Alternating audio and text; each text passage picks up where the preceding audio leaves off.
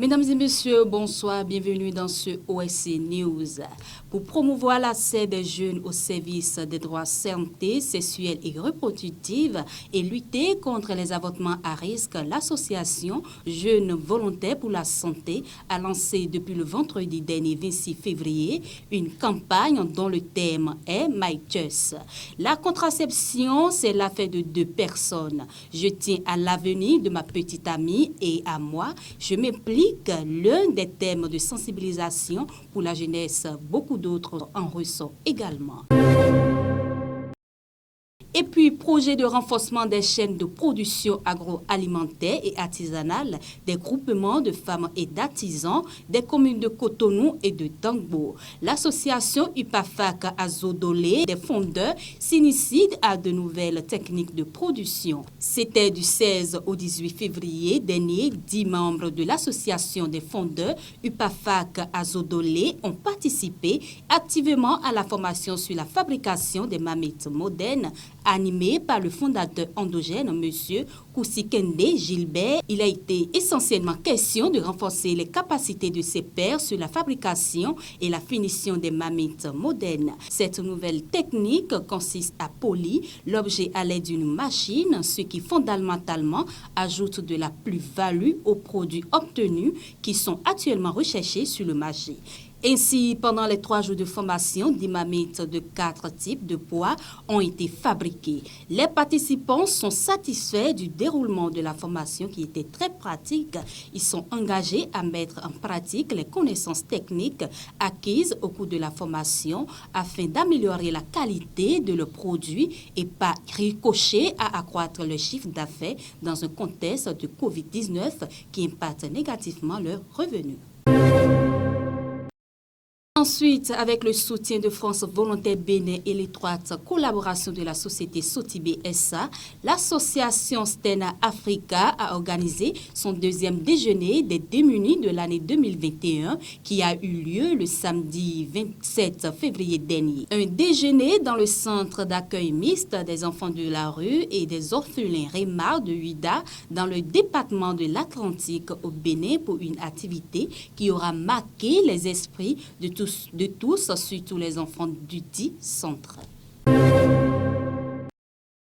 L'Association nationale des communes du Bénin ANCB, en partenariat avec l'Association des villes et communes flamandes VVSG, organise du 1er au 3 mars 2021 à Cotonou la première session des journées de planification du programme pluriannuel fédéral de coopération internationale municipale 2022-2026 de la Belgique. Financé par la coopération au développement belge DGD, le programme vise à accompagner les communes de Boyikon, de Dogbo, de Perere, de Tchukuntuna et de Zakouta, ainsi que l'ANCB dans la prise en compte de certaines thématiques telles que l'économie locale, le genre dans le plan d'action. En effet, depuis 2017, le programme pluriannuel fédéral de la coopération internationale municipale, qui est une initiative du gouvernement fédéral belge, accompagne la coopération décentralisée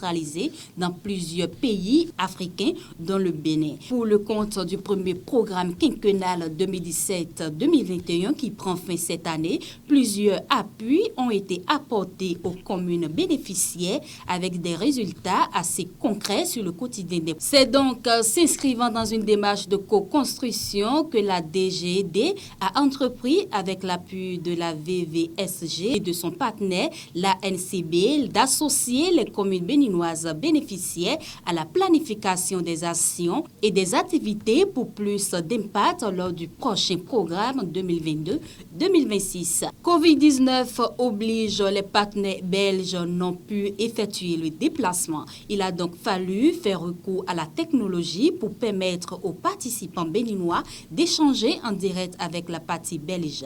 Pour s'assurer que les actions et les activités tiennent effectivement compte des réalités terrain, chaque commune a envoyé 3 cadres. Toutes choses qui garantissent la prise en compte de tous les aspects conformément aux principes des objectifs de développement durable ODD, qui veut que personne ne soit laissé de côté dans la planification et la mise en œuvre des actions de développement. En procédant à l'ouverture de la session, le directeur exécutif de l'ANCB, Segla Likoussou, représentant le président Luc Setonji Atropo, a remercié les partenaires belges pour leur accompagnement. Il a ensuite invité les participants à ce fructueux échange. Au Tchad, la province du Guéra a reçu 1000 tables-bancs dans le cadre de la deuxième édition de l'opération table-banc initiée par la Fondation Grand Cœur. Les mobiliers scolaires ont été remis officiellement le samedi 27 février 2021 aux autorités de la province. Ils seront répartis dans les différents départements selon une clé de répartition élaborée par le ministère de l'Éducation nationale et de la promotion civique. L'objectif de cette opération est d'offrir des places assises aux élèves pour améliorer leurs conditions d'études et apporter ainsi un appui au système éducatif de leur pays. En Côte d'Ivoire, le samedi 6 mars 2021, à partir de 8h d'Abidjan, se tiendra l'Assemblée générale constitutive du réseau africain des jeunes défenseurs des droits humains. Une rencontre qui exige la présence des membres du conseil d'administration. Au cours de cette réunion, il sera question de l'adoption du statut du réseau, adoption du règlement intérieur, adoption du formulaire d'adhésion, discussion des ressources et des attentes du réseau et des diverses préoccupations. Un procès verbal devra être établi par le secrétaire général, secrétaire de la séance. Un communiqué rappelle également que les membres qui ne s'y confirmeront pas seront considérés comme démissionnaires du RAJDDH.